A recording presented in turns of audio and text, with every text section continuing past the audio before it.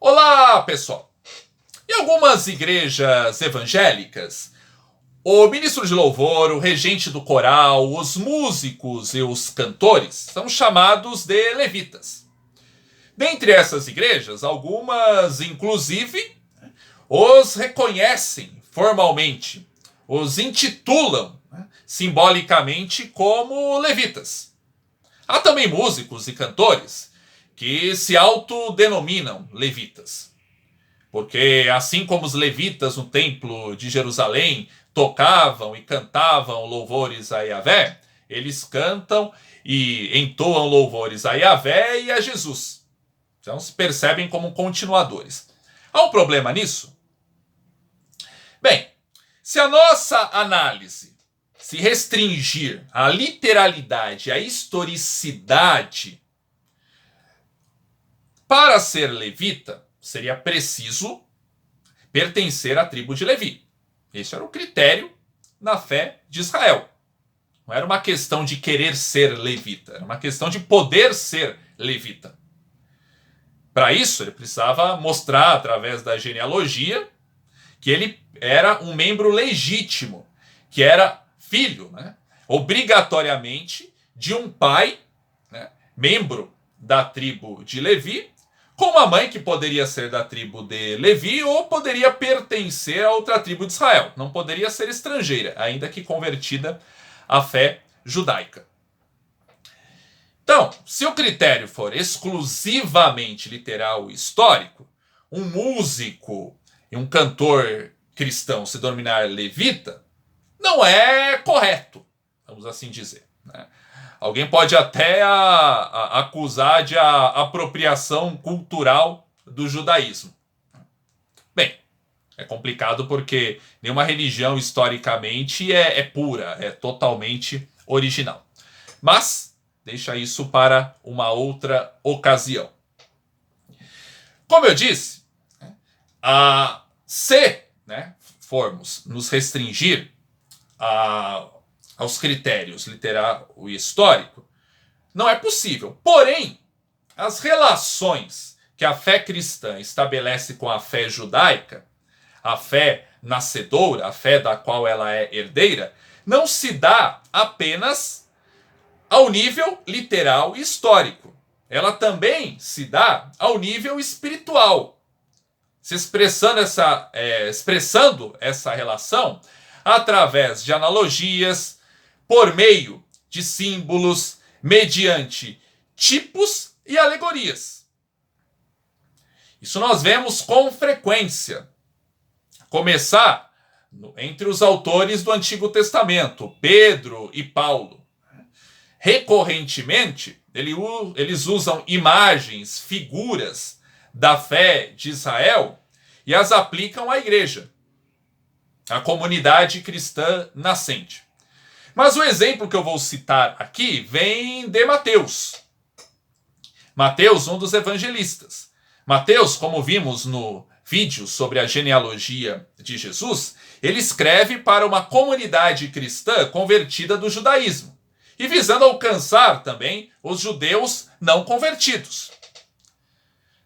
Portanto, não é por acaso que Mateus recorrentemente ele vincula acontecimentos da história de Jesus com profecias registradas na Bíblia hebraica, que para nós cristãos é o Antigo Testamento.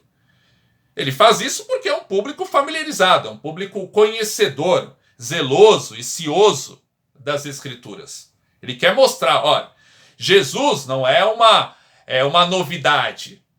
Jesus não é uma crença estranha, uma crença estrangeira. Não. Esse Jesus que eu anuncio é o Cristo prometido, é o Cristo anunciado nas Escrituras hebraicas. E ele usa de um método de interpretação não necessariamente literal. Ou melhor, ele não se restringe a uma hermenêutica literal e histórica. Por exemplo, a concepção imaculada de Maria, o nascimento de Jesus por meio de uma virgem. Mateus interpreta como o cumprimento da profecia de Isaías. Eis que a virgem conceberá e dará à luz um filho, e ele será chamado Emanuel, que significa Deus conosco. Emanuel conosco. Emanuel, o Senhor Deus, conforme a fé hebraica. Se Mateus considerasse apenas o aspecto literal e histórico, ele não faria essa citação, porque é sabido que essa profecia se cumpriu com o nascimento do filho do rei Acás. Havia se cumprido séculos antes do nascimento de Jesus. Mateus, porém, ele interpretava além da letra. Ele entendia que o significado pleno daquela profecia não havia se cumprido ainda. Havia se cumprido o seu significado histórico, literal. Mas o significado espiritual, que é o significado pleno, veio a se cumprir com o nascimento de Jesus. E Mateus, ele não está sendo original ao usar esse método. Senão, seria totalmente assim, despropositado. Ele tentar convencer os judeus usando de um método, de uma hermenêutica estranha, alienígena, desconhecida. Seria alvo de maior descrédito ainda. Seria alvo de galhofa, de esculhambação. Não, o judaísmo é uma religião de signo aberto, há muitas teologias e muitas hermenêuticas. Por isso que Mateus procura convencê-los fazendo uma interpretação espiritual da profecia de Isaías.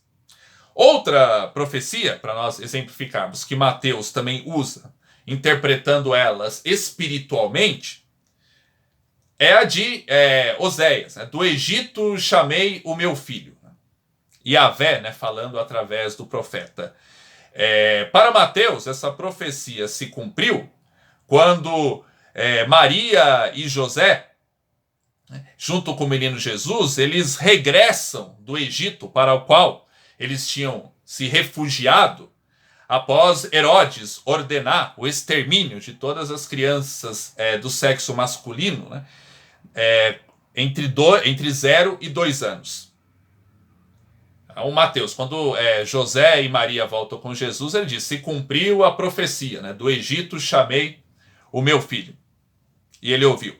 Literalmente, essa profecia se refere aos hebreus, que foram para o Egito, emigraram por causa da fome, depois acabaram sendo escravizados.